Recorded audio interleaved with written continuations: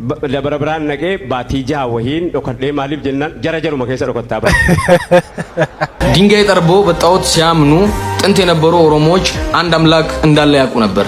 ዮ እሬች አመንቲ ሽርኪ ከዋቄፈናት ጀተንሞ አቦትን አመንታ ዋቄፈና ገዲ ባህኒ ها لبسني أشما جولك أشتيا كم نجني كيسم بدأ جرا جرتو ورس ديبني رفني جرا كفيديو تهدد بوارتن تيم بشن نتن الرابرة تنين ديبني رفني جرا كان سراي جموكا لايك شير سبسكرايب وتشوك أوفدا يا دك أبدا مكرر كومنتيتين أبا جنيكانا أفان مكينة كتبني Irreechi yeroo dhiyaatu kan wanta sooshaal miidiyaa gubbaarratti deemu keessaa irreechi amantaadha kan waaqeffataati islaamiin irratti hirmaatu kiristaanillee akkasuma irratti hirmaatu kan mugaa amantaa miti irreechi aadaa Oromooti jedha warri kaan immoo kan waaqeffataatis aadaa Oromootis jedhu dhuga dubbachuudhaaf an akka maarufaatti wanta kanarratti wanta mirkanaa'e wanta dhagee tokko hin qabu garuu yaadan itti amanu gara viidiyootiin isinii qabadhee dhiyaadheen jira gara viidiyootti.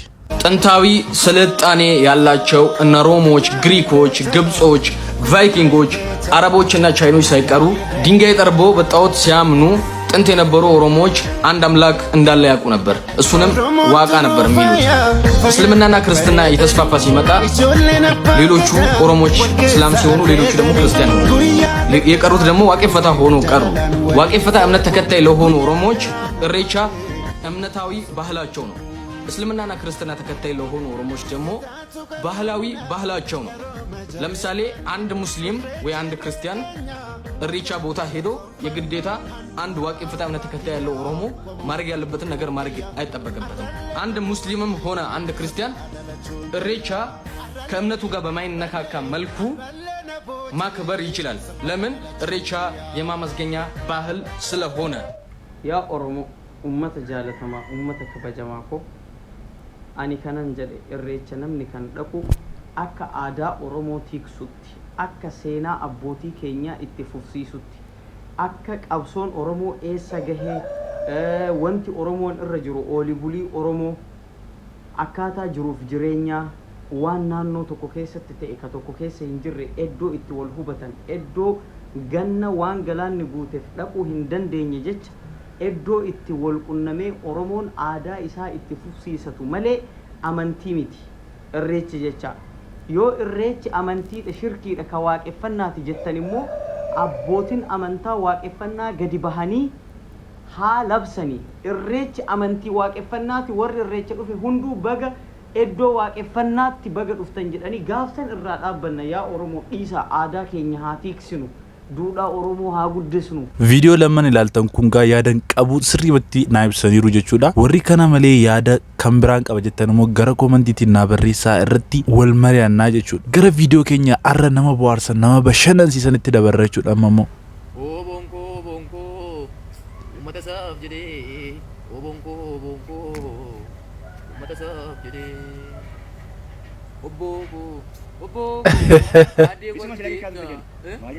obbo kola obboleessa koota guddaa obbo sagalee magaalii kisii badee nu beelaan waan tokko midhaan maal anu obboleessa kee sagalee sibbas jalqabaa jiru obbo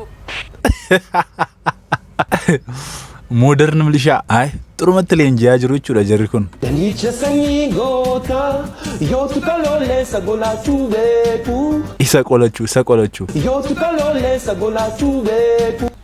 Isa qolachuu. Tola nuura eegu. Danicha sanyii goota yootu kalooleessa golaachuu beeku. Maatu tukkanii tola nuura eegu. Shi.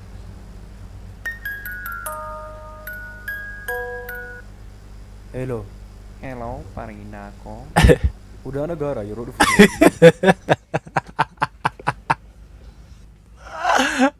Ethiopia mau di Oromia. Animo. Oromia. Jawani dekat teman dekat. Nindi garas. Ati gira modala. Hah? Malin si fakkat dogun alal dekat. Dala fakkat teman negeri tanah kita lupa.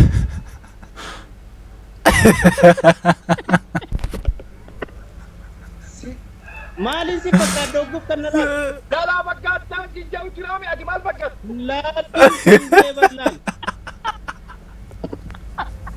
Adeera kiyya asii ol dhiira fakkaata asii gad dhalaa fakkaata bee kaas gadii sinu garsi kophaa uffatii sinu qaba gogora. Koo qabsoonaan qabiyaa caccaba. Gatii kana mareetiin akka korjootti biyya lafa ayyadda. Siin agarsiisa. Itti taphate dhugaa rabbitti taphate. Bara 1985 namichi tokko arreeffama mana hidhaatii bahee mana hidhaatii baheen ammoo mana hidhaatiif qaadhimamee jalaa baqadhee magaalaa Dabra Birhaan dhaqe. Dabra Birhaan dhaqee baatii jaha wahiin dhokadhee maaliif jennaan jaruma keessa dhokattaa bahe. Jaruma keessa dhokadhee 85 dhokadhee dhaqeen baatii 5 taa'ee qorra isaas jaras dadhabee ammoo gara Finfinneetti gad deebi'ee jennaan namichi tokko mana hidhaa keessa na wajjin ture akka artiin itti humna qabu mashaayika keenyaa himuufan beeku Dr. Jiraan Galatoomaa gaaf tokko waggaa 10 wahii dura walalee barreessaa walaloo Paakistaanii tokko ergaa isaanitti kennanii ammayyuu wanaa hin dagan ergaa walaloo namicha Paakistaanii ga'ee gumaata isaa biyyattii sana keessatti waan inni hojjete dinqa isaaniitti waamanii gola keessatti ga'ee warra walaloo waan laftuun sirra hin jirtu jedhanii amaanaatti kennanii ammallee harkumaan qabaa ulfaadhaa Galatoomaa rabbi umrii keessan dheeressuun jedha. Raayyaa Abbaa Maccaa dhuguma isaa jedhe aartiin wanta cimaadha dhugaa rabbi.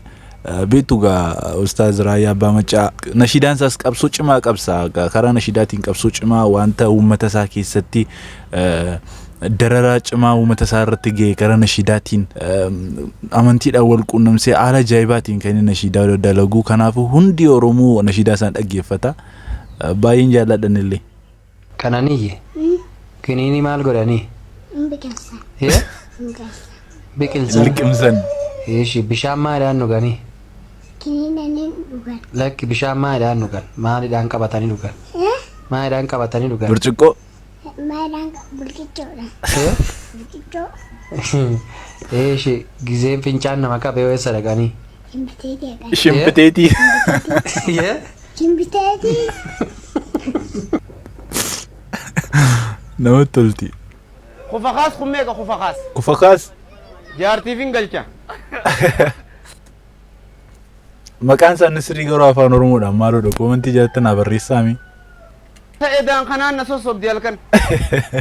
Guyyuu dubrumaan jaajal dhaabbate.